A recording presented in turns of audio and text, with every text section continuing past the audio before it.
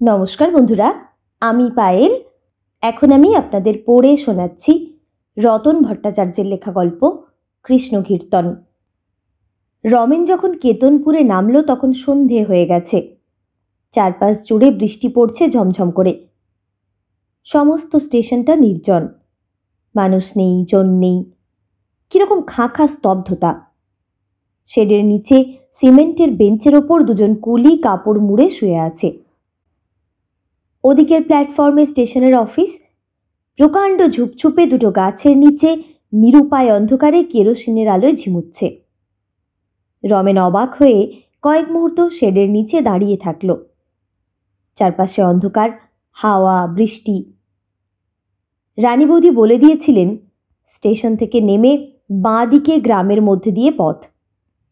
Minute 10 হাঁটলে বাজার, বাজার পার হলে খাল, খালের ওপর বাঁধানো পোল, পোল পেরিয়ে ডান দিকে নেমে খাল বরাবর সামান্য হাঁটলেই বাড়ি, রানী বৌদির বাড়ি। রানী বৌদি আর নরেন্দা। হাওয়া, অন্ধকার আর বৃষ্টির মধ্যে সমস্ত পথটা স্পষ্ট যেন দেখতে পাচ্ছিল রমেন। বাড়ি থেকে বেরোবার সময় কে ভেবেছিল এমন বৃষ্টি হবে, এমন চারপাশ জুড়ে মাতাল বৃষ্টি। রমেনের হাসি পাচ্ছিল। রানী বৌদি জানেন না রমেন আসছে। এই বৃষ্টিতে ভিজে যাব হয়ে রমেন যখন রানী বৌদির সামনে গিয়ে দাঁড়াবে, রানী বৌদি এমন অবাক হয়ে যাবেন, ঠোঁট ফুলিয়ে এমন হাসবেন যে রমেন একটা কথাও বলতে পারবে না। রমেন আগেই ভিজেছিল ট্রেনে আসতে আসতে। ট্রেনের দরজায় দাঁড়িয়ে দাঁড়িয়ে ক্ষেত, মাঠ, গাছ, আকাশ দেখতে দেখতে রমেন শেড থেকে বেরিয়ে এলো। মাথার উপর আকাশ একেবারে মেঘে মেঘে থমথমে হয়ে আছে। লাইন পার হয়ে বাঁ দিকে নামতেই রাস্তাটা চোখে পড়ল। জল, কাদা, অন্ধকারে মাখামাখি হয়ে আছে। রাস্তার দুধারে বাড়ি, বাড়ি আর জঙ্গল। রমেন অন্ধকারে হাতড়ে হাতড়ে হাঁটছিল। ঘটনাটি কি সুন্দর! একটা সম্পূর্ণ অপরিচিত নতুন রাস্তা দিয়ে হাওয়া, বৃষ্টি আর অন্ধকারের মধ্যে দিয়ে রমেন হেঁটে চলেছে। এই রাস্তার শেষে একটা দোতলা বাড়িতে রানী বৌদি থাকেন, রানী বৌদি আর নরেন্দা। নরেন্দার ঠান্ডা লম্বা চেহারাটা চোখের ওপর ভাসছিল রমেনের। পাড়ার সকলে বলতো পাগল। কেমন অক্লেশে কলকাতার কলেজের চাকরি ছেড়ে দিয়ে গ্রামে এলেন মাস্টারি করতে। আর রানী বৌদি? মনে মনে কিরকম একটা অসহ্য উত্তেজনা বোধ করছিল রমেন। ভাবতে অবাক লাগে, 6 মাস আগেও রানী বৌদিরা রমেনদের নিচের তলায় ভাড়া থাকতেন। রানী বৌদি গত 6 মাসে 6 বার দেখা হয়েছে রানী বৌদির সঙ্গে। নিজে এসে দেখা করেছেন। 6 মাসে রানী বৌদি চিঠি লিখেছেন 19টা। অসম্ভব পিছল রাস্তা, তার উপর কাদা। অনবরত হড়কে হড়কে হাঁটছিল রমেন। মাথা বেয়ে, গা বেয়ে টপ টপ করে জল পড়ছিল। পাজামা আর পাঞ্জাবি ভিজে গায়ের সঙ্গে লেপ্টে গেছে। হাওয়ায় ভিজে জামা কাপড়ে কেমন শীত শীত করছিল রমেনের। রাস্তাটা কিছুটা এগিয়ে বাঁ দিকে বাঁক নিয়েছে। বাঁ দিকে বেঁকলেই বাজার। বাজার মানে কতগুলো ঘর। বৃষ্টির ছাট ঢুকবে বলে ঘরের ঝাঁপগুলো সব অনেকখানি করে নামানো। বাজারে লোক নেই। ঘরগুলোর মধ্যে 2-1 করে বসে আছে, বিড়ি বাজছে, হিসেব করছে। রমেন অবাক হয়ে দেখছিল, সব যেন শুয়ে পড়া। বাজারের মাঝখান দিয়ে লম্বা রাস্তা, বাজারের মাঝখানে মাঝখানে বড় বড় গাছ। রমেন এগোচ্ছিল। বাজার শেষ হতেই খাল আর পোল পাওয়া গেল। সমস্ত পোলটা কাদায় পিছল। পা টিপে টিপে পার হলো রমেন। তারপর খালের ধার দিয়ে ডান দিকে এগোতেই দোতলা বাড়ি। আহ! একটা তৃপ্তির নিঃশ্বাস ফেলল রমেন। চারপাশে বড় বড় অনেক আম গাছ। সমস্ত বাড়ি অন্ধকার। রাস্তার উপর রক। রকে উঠে রমেন দাঁড়ালো কয়েক মুহূর্ত। বাইরে বৃষ্টি, সারা বাড়ি অন্ধকার। রমেনের অবাক লাগছিল। এই বাড়িটার একটা ঘরে রানী বৌদি আছেন। রানী বৌদি, কি আশ্চর্য! পকেট থেকে ভিজে রুমাল বের করে মুখটা মুছে ফেলল রমেন। তারপর দরজার কাছে এগিয়ে গিয়ে ডাকল, রানী বৌদি। কেউ সাড়া দিল না। আম গাছের পাতার উপর বৃষ্টি পড়ার শব্দ, বাতাসের শব্দ। খালের জলে ৫,০০০ ব্যাঙ ক্রমাগত ডাকছে। চারপাশে অন্ধকার। রমেন আবার ডাকল, রানী বৌদি। একটা ভীষণ অন্ধকার। এক পাশ দিয়ে উঠবার সিঁড়ি। রকের সিমেন্ট উঠে গেছে, কিরকম খসখসে। সামনের দেওয়াল হাড়বার করা। না, কোনো সাড়া নেই। রানী বৌদিরা নেই নাকি এখানে? রমেনের সর্বাঙ্গ চুইয়ে চুইয়ে জল পড়ছিল। এখন আচমকা একটা ভয় কিরকম সারা গায়ে কিলবিল করে উঠল। রমেন এবার সোজা এগিয়ে গিয়ে দরজার কড়া জোরে নাড়া দিল। পুরনো বাড়িটার চতুর্দিকে কারা যেন হঠাৎ হেসে উঠল খটখট করে। এবারে যেন ভেতরে সাড়া পাওয়া গেল। কে? তারপর আলো হাতে দরজা খুলে সামনে এসে দাঁড়ালেন রানী বৌদি। প্রচণ্ড বিস্ময়ে কয়েক মুহূর্ত একেবারে চুপ করে দাঁড়িয়ে রইলেন। কথা বললেন না, বলছিলেন না। শেষে কিরকম আচমকা হেসে ফেললেন। হুমা, রুনু! রমেন হাসছিল। ইস, একেবারে ভিজে গেছ। ভিজবো না, যা বৃষ্টি নামিয়েছ। আমার বয়েই গেছে। রানী বৌদি ঠোঁট উল্টে হাসলেন। ছাতা আনুনি কেন? বাড়ি থেকে বেরোবার পর তো বৃষ্টি নামল। বেশ হয়েছে, এখন ঘরে এসো। উনি দরজা ছেড়ে সরে দাঁড়ালেন। রমেন হাসল। আগে একটু জল দাও, পা ধুই। রানী বৌদি ভেতরে গেলেন, জল আনলেন। নাও, ধুয়ে ফেলো পা।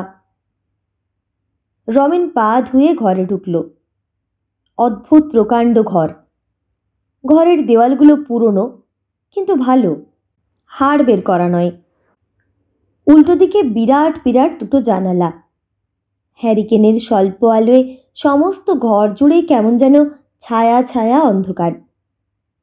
রানী বৌদি একটা জামা দিলেন, একটা কাপড় দিলেন। জামা কাপড় পাল্টে মাথা মুছে মেঝে পাতা বিছানায় বসল রমেন। বলল, রানী বৌদি, কেতনপুরে এলুম তাহলে। রানী বৌদি দাঁড়িয়ে দাঁড়িয়ে দেখছিলেন রমেনকে। বললেন, আমিও সেই কথাই ভাবছি। কখন রওনা দিয়েছিলে? বাড়ি থেকে? হ্যাঁ, ৩টের সময়। আর বাড়ি থেকে বেরোতেই বৃষ্টি। বিশ্রী কাণ্ড। বিশ্রী কেন? ঘরের স্তিমিত আলোয় রানী বৌদির ফর্সা টকটকে রংটা কিরকম তামাটে দেখাচ্ছিল। কলকাতায় তোমার বৃষ্টির দিন ভালো লাগতো, মনে আছে? বৃষ্টি নামলে অনেক রাত পর্যন্ত আমরা গল্প করতুম। রানী বৌদির চোখ দেখা গেল না। রমেনের চোখে লজ্জার ছায়া পড়ল। রানী বৌদি টিপে টিপে হাসছিলেন। বাড়ির সকলের খবর কি? ভালো। আর তোমার? তোমার খবর কি? আমার কিসের খবর? রানী বৌদি কাত হয়ে সোজা রমেনের চোখের দিকে তাকালেন। তোমার কোনো খবর নেই? নতুন কোনো খবর? অপ্রস্তুত হয়ে হাসল রমেন। কি যে বলো! না, আমি তো আর এখন তোমাদের নিচের তলায় থাকি না। তুমি কার বই এনে দাও, কার সঙ্গে গল্প করো। রুনু, এখন তুমি কাকে ভালোবাসো? ভয়ানক লজ্জিত হয়ে পড়ছিল রমেন। বিশ্রী আক্রোশে মজা করে করে কথা বলছেন রানী বৌদি। রমেন শেষবারের মতো প্রতিবাদ করল, কি সব বাজে বাজে কথা বলছো তুমি? বাজে কেন? কোনো মানেই হয় না। তুমি খুব জানো আমি কারো বই আনি না, কাউকে। কথা শেষ না করে অপ্রস্তুত হয়ে হাসল রমেন। রানী বৌদি একটা স্টোভ ধরিয়ে জল চড়িয়েছিলেন। জল ফুটছিল। বাইরে জলের হাওয়ার শব্দ, ঘরের আধো অন্ধকারে স্টোভের শোঁশো আওয়াজ। রানী বৌদি হাঁটু মুড়ে বসেছিলেন। হাঁটুর ওপর চিবুক রেখে রানী বৌদি সোজা তাকালেন রমেনের দিকে। তবে এই 6 মাসের মধ্যে একদিনও আসনি কেন? এখন আসবো। তোমার তো মিথ্যে কথা বলতে আটকায় না। না না, সত্যি আসবো। কিছু না বলে হাসলেন রানী বৌদি। চা করলেন, রমেনকে দিলেন। রমেন চা খাচ্ছিল, রানী বৌদি চা খাচ্ছিলেন। স্টোভটা জ্বলছিল। নরেন্দা কোথায়? রমেন চা খেতে খেতে রানী বৌদির দিকে চেয়ে হাসল। রানী বৌদি এক পলক দেখলেন রমেনকে, তারপর বললেন, কলকাতায়। কলকাতায়? কিরকম চমকে উঠল রমেন। আচমকা বুকের ওপর হাতুড়ির ঘা পড়ল একটা। নরেন্দা এখানে নেই? কবে গেছে কলকাতা? আজ। রমেন এক দৃষ্টে দেখছিল রানী বৌদিকে। আজ ফিরবে না? না। নরেন্দা বাড়ি নেই, নরেন্দা আজ ফিরবে না। বাইরে অবিশ্রাম বৃষ্টি, অন্ধকার, আম গাছে হাওয়ার মাতামাতি, খালের জলে ব্যাঙ ডাকছে।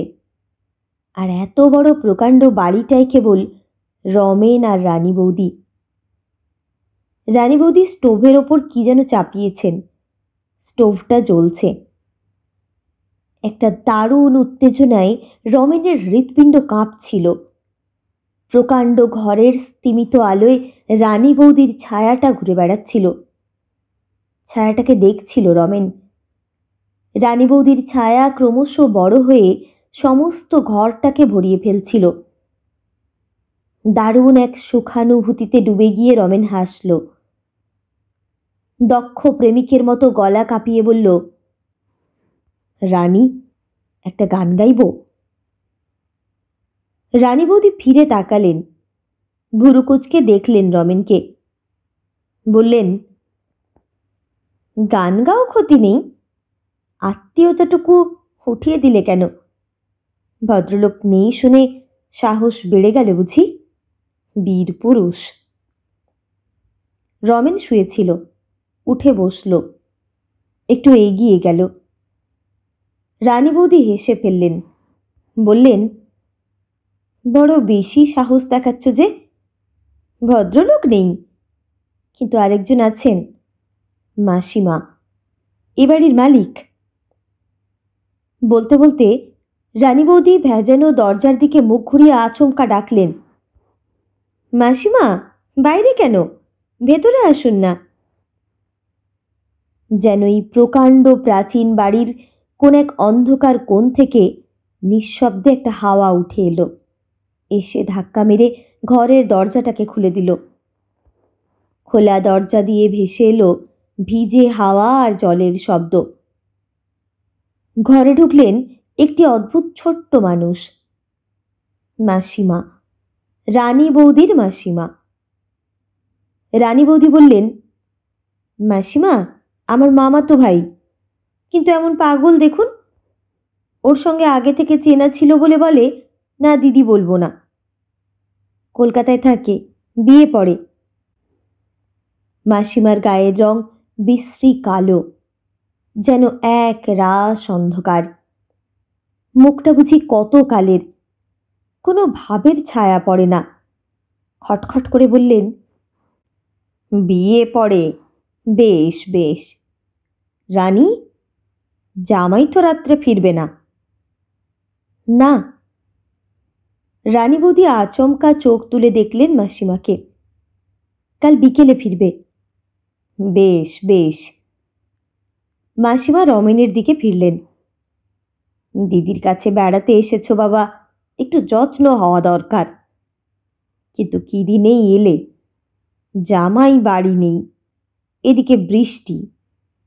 ফিরে গিয়ে খুব নিন্দে করবে দিদির। না মাসিমা, রানী বৌদি হাসলেন। ও আমার নিন্দে করবে না, আমায় ভালোবাসে খুব। তাই নাকি?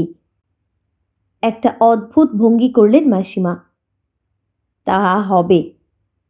আর দুপুর থেকে যা বৃষ্টিটা শুরু হয়েছে, বুঝলে ছেলে, গ্রামে অন্য সময় যেমন তেমন, কিন্তু বর্ষাকালেই মরণ। এক দণ্ড টিকতে ইচ্ছে করে না। রমেন হাসল। কিরকম ভয়াবহ, বিচিত্র একটা জীবের মতো মনে হচ্ছিল মাসিমাকে। আর কথা বলার কি ভঙ্গি! ঘরের দরজা খোলা। খোলা দরজার ওপাশে অন্ধকার আর বৃষ্টি। মাসিমা আরও একটু এগিয়ে এলেন, একেবারে রানী বৌদির গায়ের কাছে। জিজ্ঞেস করলেন, কি রাঁধছ? কি খাওয়াবে ভাইকে? কি খাওয়াবো আর? ভাঁজ করা হাঁটুর ওপর রানী বৌদি নাকটা মুছলেন। যা বৃষ্টি, এমন বৃষ্টি মাথায় করে এসেছে। আমি তো রাত্রে রান্নাই করব না ভেবেছিলুম। ভাত চাপিয়েছি, তারপর দেখি বোধহয় 2-3টে ডিম আছে। একেবারে মন্দ কি, এই বৃষ্টির মধ্যে গরম গরম ভাত, ডিম। কথা বলতে বলতে দরজার দিকে এগোচ্ছিলেন মাসিমা। হঠাৎ ঘুরে দাঁড়িয়ে বললেন, ওপরের ঘরটা খুলে দিয়েছি, একবার টপ করে গিয়ে বিছানাটা করে দিয়ে এসো। রানী বৌদি অবাক হয়ে গেলেন। কার কথা বলছেন মাসিমা? তোমার ভাইয়ের। ও রাত্রে থাকবে তো? হ্যাঁ, কিন্তু ওপরে কেন? এই এত বড় ঘরে দুজন থাকতে পারবো না? খুব পারবো। আশ্চর্য অন্ধকার আর বিস্ময়কর মাসিমার মুখ, যেন পাথর কেটে তৈরি। বললেন, এত বড় ঘর পারবে না কেন? তবে কলকাতার ছেলে, ওপরে শোয়াই তো অভ্যেস, ওপরে শুতেই ভালো লাগবে। কথা শেষ করে মাসিমা আর দাঁড়ালেন না। বাইরের বৃষ্টি ভেজা অন্ধকারের মধ্যে ঠকঠক করতে করতে বেরিয়ে গেলেন। রমেন এক ঝটকায় বিছানার উপর উঠে বসে দাঁতে দাঁত চেপে বলল, কি সাংঘাতিক! রানী বৌদি মুখ ঘুরিয়ে হাসলেন। হাসছ যে? হাসব না? আশ্চর্য! রমেন ভুরু কুঁচকে বলল, কোথাকার কে এক বুড়ি, তাকে এত প্রশ্রয় দিয়েছ? রানী বৌদি এখনো হাসছিলেন। বললেন, ওর 3 কুলে কেউ নেই যে? নেই তো তোমার কি? মরবার আগে যদি বাড়িটা দিয়ে যায়। রানী বৌদি ভাত নামিয়ে ডিম চাপিয়েছিলেন। এখন ডিমের ঝোলটা টকবক করে ফুটছিল। এক টানা শোঁ আওয়াজ করে স্টোভটা জ্বলছিল। মাঝখানে আধ ঘন্টার জন্য বৃষ্টি একদম ধরে গিয়ে জলে ভেজা ঠান্ডা হাওয়া ছেড়েছিল। বেশ জোরালো হাওয়া। কিন্তু এখন আবার বৃষ্টি নেমেছে। রমেন বালিশের ওপর মুখ রেখে তাকিয়েছিল। রানী বৌদি বিব্রত হয়ে হাসলেন। কি দেখছ? অমন করে তাকাচ্ছ কেন? রমেন চোখ সরিয়ে নিল না। কিরকম গভীর গলায় বললে, রানী বৌদি, সমস্ত জীবনটা এখানেই কাটিয়ে দেবে? এই বৃষ্টি কাদা, এই অন্ধকার, গ্রাম? রানী বৌদির হাসি বিস্তৃত হল। বললেন, কি করব? কেন, কলকাতা যাবে? কার সঙ্গে? মুখ নামিয়ে রানী বৌদি পায়ের বুড়ো আঙুলটা মেঝের ওপর ঘষছিলেন। কে নিয়ে যাবে? তুমি? ও কথা বলো না। রমেন অপ্রস্তুত হয়ে হাসল। যদি চাও এক্ষুনি নিয়ে যাব। নিয়ে রাখবে কোথায়? সে আমি বুঝব। আর 2 দিন বাদে যখন আমি পুরনো হয়ে যাব? ও একটা কথা হলো? কথা নয় কেন? রানী বৌদি সুন্দর করে মাথা নাড়লেন। তুমি ছেলে, তোমার ভাবনা কি? একটা পুরনো হবে, আর একজন পাবে। কিন্তু আমি, আমার, তোমার কি? আমার কি হবে? আমি কার গলায় ঝুলবো তখন? রমেন এক মুহূর্ত চুপ করে রইল। আলাপটা কোন দিকে গড়িয়ে কোথায় শেষ হবে বুঝে উঠতে পারছিল না। কোথায় যেন একটা দুঃখ খচ করে উঠল। বলল, রানী বৌদি, তোমরা মেয়েরা অদ্ভুত। মুখে একরকম আর ব্যবহারে অন্যরকম। তুমি আমায় 4 বছর ধরে বুঝতে দাওনি যে তুমি আমায় ভালোবাসো।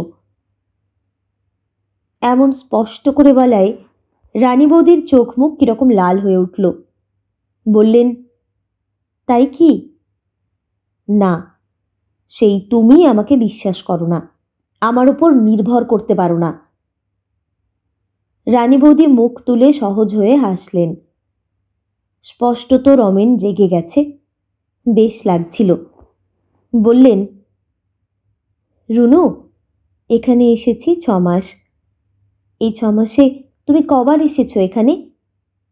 তোমার উপর যদি নির্ভর না করেই থাকি তো কিছু অন্যায় করেছি কি?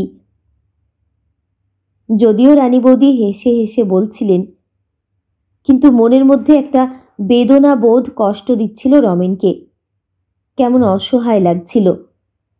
এই প্রাচীন প্রশস্ত ঘর, এখানে বিছানায় কাত হয়ে রমেন রানী বৌদিকে দেখছে। বাইরে অন্ধকার, বৃষ্টি, ঠান্ডা হাওয়া। অথচ কিরকম বিরক্ত মনে হচ্ছিল নিজেকে। রানী বৌদি হাসি লুকিয়ে বললেন, কি রাগ হলো নাকি? রাগ হবে কেন? শুয়ে পড়লে? এমনি। তোমার শোয়া রোগটা আর গেল না। মনে আছে কলকাতায় আমাদের ঘরে এসে খালি শুয়ে পড়তে? কত বকতুম, তবু শুনতে না তুমি। একজন শুয়ে থাকলে কি আর গল্প জমে? রমেন পুরনো রংচটা ছাদের দিকে তাকিয়ে বলল, রানী বৌদি, এই জল বৃষ্টি মাথায় করে কলকাতা থেকে এত দূরে গল্প জমাতে আসেনি। এ তো রাগের কথা। তবে কি করতে এসেছো? জানি না। ভীষণ ভারী আর গম্ভীর শোনালো রমেনের গলার আওয়াজ। কিন্তু ভেতরে ভেতরে কিরকম হাসি পাচ্ছিল তার। রাগটা কেন, কিসের জন্য ধরতে পারছিল না। সমস্ত ব্যাপারটাকে কেমন বিচিত্র মনে হলো। রানী বৌদি হাসছিলেন। পুরুষদের সব ভালো, কিন্তু একটুতেই একেবারে দাঁত নখ বেরিয়ে পড়ে। তোমাকে রাগের কথা কি বলেছি? এই রুনু, আমি বলেছি তুমি আমায় রাগের কথা বলেছ? রমেন টেনে টেনে উত্তর দিল। রানী বৌদি স্টোভ থেকে কড়াইটা নামালেন, স্টোভটা নিভিয়ে দিলেন। বললেন, আচ্ছা রুনু, আমি তোমার চেয়ে একটু বড়, তাই না? হবে। হবে নয়, তোমার মনে নেই আমরা সেই অন্ধকারে ছাদে বসে কত গল্প করতুম? তুমি খালি আমার চুলে হাত দিতে, ধমকাতুম, চুলে হাত দিও না রুনু, তোমার চেয়ে আমি না বয়সে বড়। তুমি শুনতে না, কত রকমের ছেলে মানুষই করতে। তোমার মনে নেই? মনে আছে, কিন্তু সে কথা দিয়ে কি হবে? না, কিছু হবে না, এমনি বলছি। বলতে ভালো লাগছে। 6 মাসে 19খানা চিঠি দেবার পর তুমি এসেছো। এসে মুখ ঘুরিয়ে শুয়ে আছো। কি না রাগ হয়েছে? তুমি তবু রাগ করো, কিন্তু আরেকজন, তার রাগ, দুঃখ, অনুরাগ কিছুই নেই। মাটির মানুষ। আমার কি দুঃখ তিনি বুঝতেই পারেন না। বেশ তো আছি, খাচ্ছি, বেড়াচ্ছি, ঘুমোচ্ছি। রমেন বালিশের ওপর কনুই রেখে রানী বৌদির দিকে তাকিয়েছিল। বললে, থামলে কেন? বেশ তো হচ্ছিল। রানী বৌদি অপ্রস্তুত হয়ে হেসে ফেললেন। বললেন, না, রাগ শুধু তোমাদেরই একচেটিয়া নয়, আমরাও জানি। তাই বলে তুমি ওইসব কথা শোনাবে? রানী বৌদি ঠোঁট টিপে হাসলেন। তুমি রাগলে কেন? আমি? না, আমি রাগিনি। তাহলে উঠে বসো। আচ্ছা নাও। রমেন সত্যি সত্যি উঠে বসল। বলো, কি বলবে? কি আর বলবো? মিষ্টি করে হাসলেন রানী বৌদি। অমন তেড়ে ফুড়ে শুনতে চাইলে আর বলবো কি করে? তুমি রাগ করলে কেন? জানি না, হঠাৎ কিরকম মনে হলো। রানী বৌদি উঠলেন, একটা আসন পেতে এক গ্লাস জল দিলেন। নাও, খেতে বসো। রাত কত হলো কে জানে? মাসিমা ছটফট করছেন। রমেন উঠে পড়ল, হাত পা আলগা করে টান করে আলস্য ছাড়ালো। মাথাটা কেমন ভার হয়েছে, চুলগুলো এখনো ভিজে। না, ভেজাটা অন্যায় হয়েছে। এগিয়ে গিয়ে দরজাটা খুলল। অন্ধকার বারান্দা, কিন্তু রমেন পরিষ্কার দেখল সাদা কাপড় পরা একটা কালো ছায়া দ্রুত সিঁড়ি দিয়ে ওপরে উঠে অন্ধকারে মিলিয়ে গেল। রকের অন্ধকারে দাঁড়িয়ে অন্ধকার সিঁড়ির দিকে তাকিয়ে থাকলো রমেন। না, কিছু মনে হচ্ছিল না, কোনো রাগ, ঘৃণা, ভয়, কিছুই না। বাইরে আম গাছগুলো অন্ধকারে দাঁড়িয়ে দাঁড়িয়ে এক টানা ভিজছে। পাশে খালের জলে বৃষ্টি পড়ার শব্দ। অন্ধকারে দাঁড়িয়ে আছো, ঝাপটা আসছে না? রানী বৌদি। রমেন ফিরে তাকালো। বুড়িটা এখানে দাঁড়িয়েছিল, আমাদের কথা শুনছিল। জানি। তুমি জানতে? কিরকম অবাক হয়ে গেল রমেন। কিছু বলো না ওকে। কি বলবো? এরকম দাঁড়িয়ে থাকা অন্যায়। অন্যায় কি? আমাকে পাহারা দিচ্ছে, ভালোই তো। এসো, খাবে এসো। রানী বৌদি ভেতরে ডাকছেন, কিন্তু এখানে এই অন্ধকারে এমন পাশাপাশি দাঁড়িয়ে থাকতে ইচ্ছে করে। 6 মাস আগে কলকাতায় এমন অন্ধকারে ওরা ঘন্টার পর ঘন্টা পাশাপাশি দাঁড়িয়ে থেকেছে। রমেন ফিসফিস করে বললে, এখানে মাদুর পেতে একটু বসবে? উত্তর দিতে এক মুহূর্ত ইতস্তত করলেন রানী বৌদি। বললেন, এখানে কেন? না, এমনি, কলকাতায় যেমন ছাদে বসতুম। এখানটা অবশ্য আরও সুন্দর, বৃষ্টি হচ্ছে। পাগলামি করো না, চলো ভেতরে চলো, খেয়ে নাও, রাত অনেক হয়েছে। রানী বৌদি ভেতরে চলে এলেন। রমেনও এলো। রমেন মুখটাকে হাসি হাসি করে রাখছিল, কিন্তু ভেতরে রাগ হচ্ছিল। ঠিক রাগ নয়, ক্ষোভ, দুঃখ। রমেন আসনে বসেছিল, রানী বৌদি ভাত বাড়ছিলেন। বললেন, কি আবার রাগ হলো না তো? রমেন হাসল, উত্তর দিল না। একটু বাদে আচমকা মুখ তুলে বলল, রানী বৌদি, আমি ওপরে ওই ডাইনির সঙ্গে শোব না। কেন? না, আমার ভালো লাগছে না। তবে কোথায় শোবে? এইখানে। না, ভূতটা এখনো নামেনি ঘাট থেকে। রানী বৌদি দেখছিলেন রমেনকে। বললেন, এক ঘরে তোমার সঙ্গে রাত কাটালে ভদ্রলোক আমাকে তাড়িয়ে দেবে যে। আমি জানি না, আমি এ ঘরে শোব। রানী বৌদি হেসে উঠলেন। ঘরের আলো আর অন্ধকারে সেই হাসি অনেকক্ষণ কিরকম পাকিয়ে পাকিয়ে উঠতে লাগলো। হাসতে হাসতে বললেন, তাহলে এক কাজ করো, তুমি এখানে শো, আমি ওপরে যাই। কিরকম অসহায় মনে হচ্ছিল নিজেকে রমেনের। রমেন হঠাৎ চুপ করে গেল। মনের মধ্যে কেমন একটা বোঝা চেপেছে, কিরকম বিরক্তিকর লাগছে। এত বড় একটা দীর্ঘ রাত, কেমন করে রাতটা কাটবে, কোন কথার পর কি বলা উচিত ঠিক গুছিয়ে ভাবতে পারছিল না রমেন। হঠাৎ বলল, তাহলে কলকাতার ছাদে যেমন গল্প করতুম তেমন একটু গল্প করতে দাও। মানে? আমার চুলে হাত দেবে একটু? না। আমার মাথা টিপে দেবে? না। রানী বৌদি কৌতুকে চোখ দুটো বড় বড় করে বললেন, তবে কি? রমেনের লজ্জা করছিল। একবার চোখ তুলে রানী বৌদির দিকে তাকালো রমেন। বলল, তুমি জানো, কিন্তু বলছো না। আমি জানি। হ্যাঁ। আচমকা রানী বৌদির চোখে চোখ রাখল রমেন। তোমাদের আসবার দিন রাত্রে সিঁড়িতে দাঁড়িয়ে। রানী বৌদি বিব্রত হয়ে হাসলেন।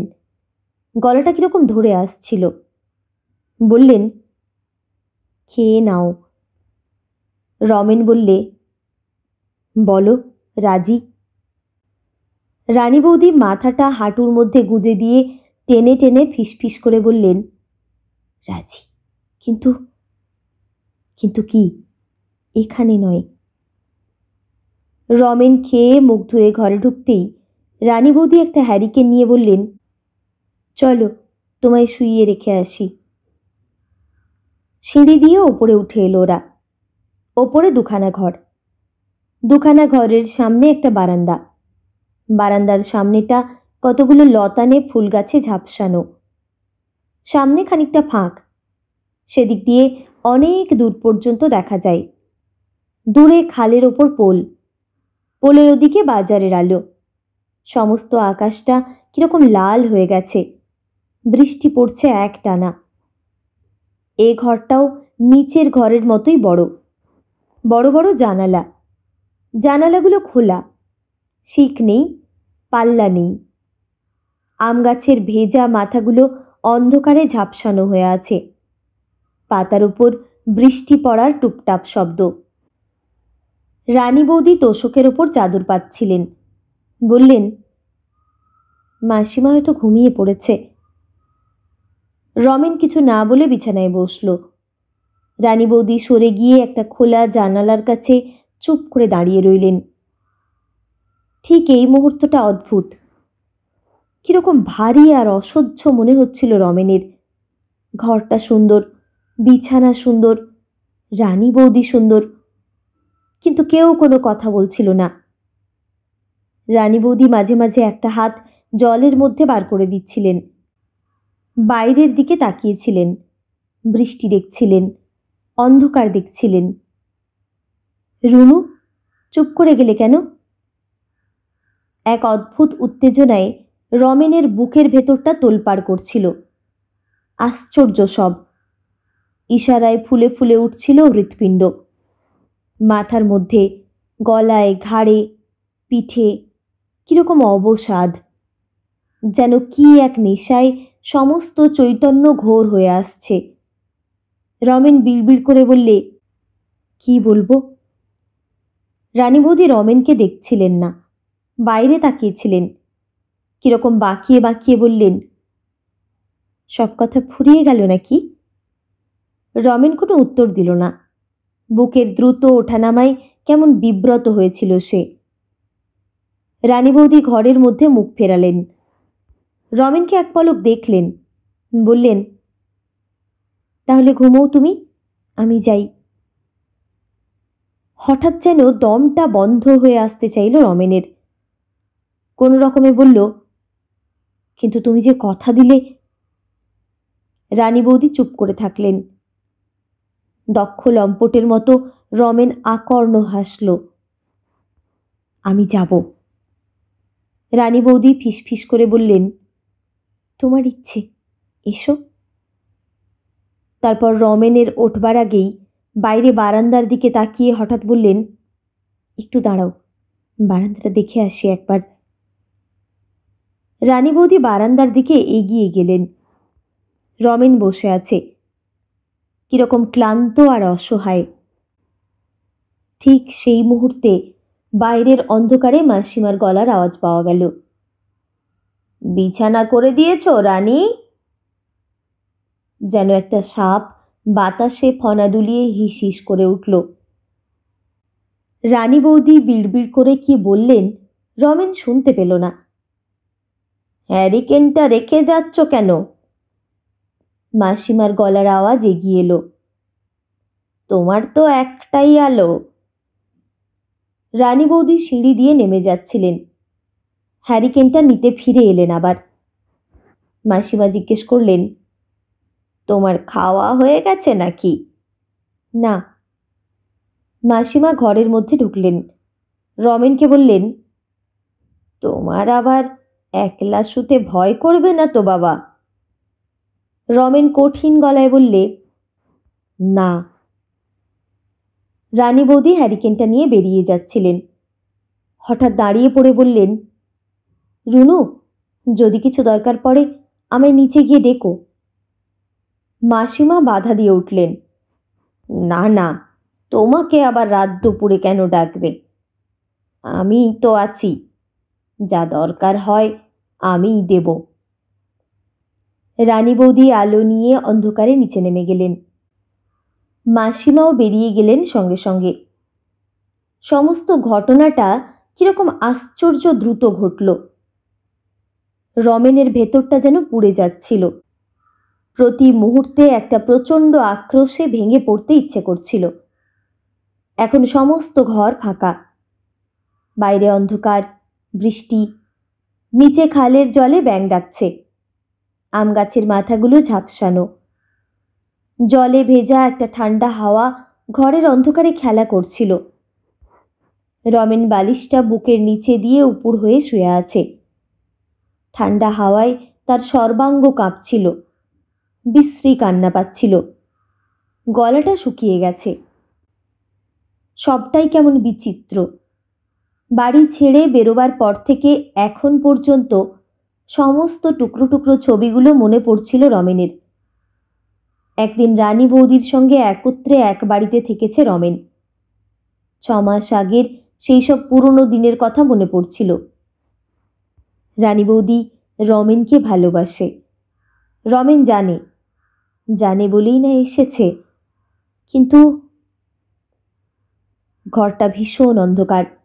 ঠান্ডা হাওয়ায় শীত করছিল রমেনের। রমেন কি করবে বুঝে উঠতে পারছিল না। রাত বাড়ছিল। এখন কত রাত রমেন জানে না। মনে হচ্ছিল যেন 1 যুগ আগে রানী বৌদি নিচে নেমে গেছেন। রানী বৌদি কি করছেন এখন? সময় পার হচ্ছিল। কত অজস্র মুহূর্ত। রমেনের মাথার মধ্যে ভার হয়ে গেছে। কিচ্ছু ভাবতে পারছিল না। স্থির হয়ে কিছু ভাবতে ভালো লাগছিল না রমেনের। না, শুধু অশান্ত হাওয়া আর বৃষ্টি ছাড়া এ পৃথিবীতে আর কোনো শব্দ নেই। রমেন ঘুমোতে পারছিল না। হালকা বুক নিয়ে কিরকম অসহায়ের মতো ছটফট করছিল। কতক্ষণ অসহায়ের মতো ছটফট করল রমেন। রমেন জানে না কোথায় যন্ত্রণা, কিসের যন্ত্রণা। তারপর রানী বৌদির নেমে যাওয়ার প্রায় 1 যুগ পরে রমেন বিছানা ছেড়ে উঠে দাঁড়ালো। ঘুম না হওয়া নেশায় মাতালের মতো লাগছিল। মাতালের মতন মাথাটা ভার হয়েছিল। রমেন মনে করতে চেষ্টা করছিল, ঘর থেকে বেরিয়ে বারান্দা, তারপর সিঁড়ি, সিঁড়ি দিয়ে নেমেই সেই দরজা, রানী বৌদি। রমেন পা টিপে টিপে বারান্দায় বেরিয়ে এলো। যেন ওত পেতেছিলেন এমন ভঙ্গিতে বারান্দার ঝাপসানো অন্ধকারের মধ্যে থেকে মাসিমা বলে উঠলেন, ঘুম হচ্ছে না বুঝি? রমেন চমকে উঠল। ভয়ে কেঁপে উঠল সর্বাঙ্গ। একটু বাইরে যাব। ছুটে এলেন মাসিমা। নিচে যাচ্ছ কেন? নিচে কোথায় যাবে? রমেন চমকে দাঁড়িয়ে পড়ল। মাসিমা আরও এগিয়ে এলেন। এই যে, এদিক দিয়ে এগিয়ে যাও, বারান্দার একেবারে কোণে জায়গা আছে। কখন সকাল হয়েছে। বৃষ্টি নেই। সারা আকাশ এখনো মেঘে মেঘে থমথমে হয়ে আছে। মনে হয় এই বুঝি ভোর হলো। রানী বৌদি স্টোভ ধরিয়ে চা করছিলেন। রমেন পা ছড়িয়ে পাশে বসে আছে। এখন ঘরটাকে অন্যরকম দেখাচ্ছে। যেন গতরাত্রে এই ঘরে একটা উৎসব ছিল। এখন দিনের বেলায় মেঘলা আলোয় ঘরটাকে আরও জীর্ণ, আরও প্রাচীন দেখাচ্ছিল। রানী বৌদি হাঁটুর ওপর মুখ রেখে রমেনের দিকে চেয়েছিলেন। বললেন, রুনু, তুমি কি সত্যিই এবেলা চলে যাবে? রমেন একটা দীর্ঘ নিঃশ্বাস ফেলে বললে, হ্যাঁ। এবেলা না গেলেই নয়? রমেন হাসল। না রানী বৌদি, বলে তাকিয়ে থাকল, যেন খুব লক্ষ্য করে দেখছিল রানী বৌদির মুখে তার মাসিমার কথা লেখা আছে কিনা। রানী বৌদি স্টোভ থেকে জলটা নামালেন, স্টোভটা বন্ধ করে দিলেন। অমনি সমস্ত ঘর কিরকম আচমকা স্তব্ধ হয়ে গেল। সেই স্তব্ধতায় রানী বৌদির চোখের দিকে তাকিয়ে রমেন হাসল। রানী বৌদি, কাল সারা রাত ঘুমোইনি। রানী বৌদি চোখ নামিয়ে বললেন, জানি। রমেন অবাক হয়ে বললে, জানো? কি করে জানলে? কাল সারা রাত রকে বসেছিলুম।